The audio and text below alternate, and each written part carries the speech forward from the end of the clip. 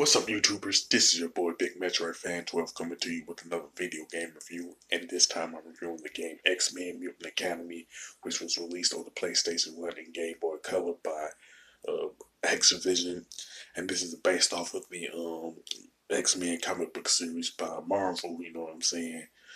Well, this game don't have like a big plot to it. You know what I'm saying? But it does have some of the characters from the comic book series, and for the sake of this review, I'm going to talk about the Game Boy Color version. And the characters that's in the Game Boy Color version are Cyclops, Storm, Wolverine, Sabretooth, Gambit, Pyro, Toad, Mystique, and Magneto. Now, there are two unlockable characters, which are Phoenix and Apocalypse. And the game has pretty much story mode, versus mode, battle mode, survival mode, training mode, and the options, of course. Now with the story mode, it's pretty much bare bones, and it's pretty consistent with the X-Men comic book series, where the X-Men is trying to save the world from Magneto's brotherhood and stuff like that. And once you like pick your character in the story mode, the order that you fight the characters in is pretty much complete random, as you would find it in any fighting game. You know what I'm saying? Now the versus mode is pretty much a two-player co-op mode. You know what I'm saying? Where you need pretty much two Game Boy Colors and two copies of X-Men Mutant Academy and stuff like that. Now the paddle mode is where you pick six of the playable characters, and they just go at it until somebody comes out the winner. You know what I'm saying? And the survival mode is pretty much a gauntlet style match where you face one character after another until you lose or you just beat them all. You know what I'm saying? And pretty much the training mode is pretty much where you get used to the gameplay and controls of the game, you know what I'm saying, in terms of the kicks, punches, and special moves that each character does and stuff like that. And the pretty much the options is where you change things like the difficulty, the number of rounds, the time limit, and stuff like that for the rest of the other modes in the game. You know what I'm saying? Now, pretty much the graphics and the design for the Game Boy Color version of X-Men Mutant Academy are okay, but there's nothing like really spectacular about it, even though it has like some good color palettes and all that. You know what I'm saying?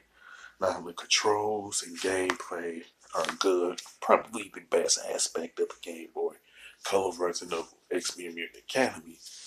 And Activision, in my opinion, had made a good programming decision to make the special moves for each character be based off of their powers, like Storm's ability to control weather, you know what I'm saying, Pyro's ability to shoot fire, there's Cyclops, his ability to shoot laser beams out of his eyes and stuff like that, you know what I'm saying. Now, when it comes to the soundtrack, it's like mediocre at best. You know what I'm saying? It's not necessarily the best soundtrack you will hear from a Game Boy Color title, but it's not the worst soundtrack either from a Game Boy Color title. You know what I'm saying? Now, pretty much, I would say the roster for X-Men Mutant Academy for Game Boy Color version is kind of decent.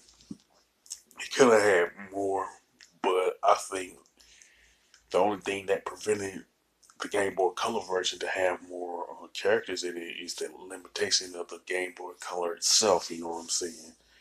It prevented it from having like 20 or 25 mutants in the game and stuff like that. Now, I can say that the Game Boy Color version of X-Men Mutant Academy is decent, but I would say that you're better off getting the PlayStation 1 version because the seemed like the design and the graphics is much better for that one.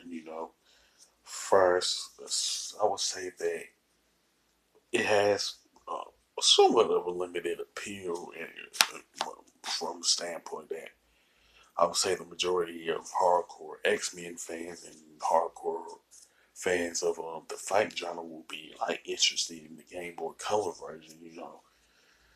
But I would say this again, this play the PS1 version of it. You know what I'm saying? With that being said, if you like X-Men Mutant Academy, whether it be PS1 version or the Game Boy Color version, you can mention it in the comment section. If you like the PS1 version, PS1 version of the game over the Game Boy Color version, or vice versa, you can also mention that. Just like sound off about the game. Don't forget to like this video, subscribe, and don't forget to hit that bell notification button. This is your boy Big Metroid Fan 12 signing off.